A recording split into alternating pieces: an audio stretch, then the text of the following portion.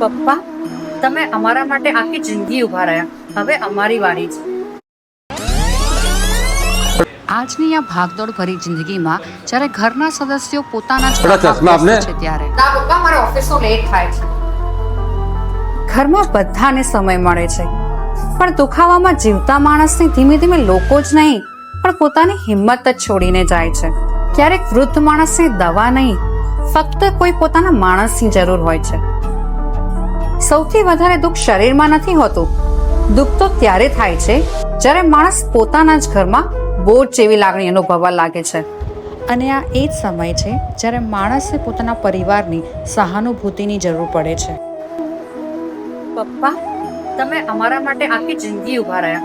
હવે અમારી વારી છે. ગુજરાતના હજારો પરિવારો માટે એક નવી દિશા, કમ્પેનિયો બોડી પલ્સ નેક્સ્ટ, આપણું અમદાવાદમાં બનેલું એક વિશ્વાસપૂર્ણ brand, ISO 13485 certified and medical class 2 device, જેની વેબસાઇટ પણ અવેલેબલ છે. મેં તેમની એડ ઇન્સ્ટાગ્રામ પોસ્ટમાં જોઈ હતી અને ત્યાંથી જ મેં ફ્રી હોમ ડેમો બુક કરાવ્યો. વિધિન 24 hours મને રિસ્પોન્સ પણ મળ્યો અને તે લોકો ડેમો માટે પણ આવી ગયા. The staff is also very nice, who greets us respectfully. જ્યાં તેમની ટીમ આવે છે તમારા ઘરે તમારા સમય મુજબ ફ્રી હોમ ડેમો આપવા માટે. શું તકલીફ છે તેઓ તમને? દર્દીના હેલ્થ મને left કન્ડિશનને side માં છે બરાબર ને, સમજીને વેરિકોન ખૂબ જ veins. સારી રીતે Okay. ટ્રીટ કરે છે. અને રાઈટ સાઈડમાં પગમાં નીનો દુખાવો થાય છે. કેટલા સમયથી છે આ તકલીફ તમને? વેરિકોન વેન્સ તો લગભગ 10 વર્ષથી છે ઓકે, અને દુખાવો 4 વર્ષથી છે. 4 વર્ષ. And after understanding all the problems of the patient, he started explaining the procedures and the treatments.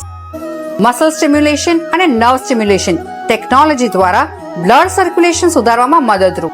જો એક સેશનમાં આટલો ફરક આવે તો નિયમિત ઉપયોગથી કેટલી ખુશી આવી શકે છે પાછી. કેવું લાગી રહ્યું છે હવે પપ્પા? બહુ સરસ. એટલે મેં તો પપ્પા માટે આની હેન્ડ ડિલિવરી લઈ જ લીધી with 2 years of warranty, because એમના ગાઈડન્સ પણ પરચેસ પછી સારા રહે છે. ક્યારેક માત્ર 30 મિનિટનો અનુભવ પણ માણસનો ગુમાવેલો આત્મવિશ્વાસ પાછો લાવી શકે છે. માતા પિતાએ આખી જિંદગી આપણું દુઃખ સહન કર્યું છે. હવે તેમની પીડા સમજવાનો વારો આપણો છે. ફ્રી હોમ ડેમો માટે આજે જ કોન્ટેક્ટ કરો, કારણ કે આ છે તમારા સક્રિય જીવન તરફનું એક નવું પગલું.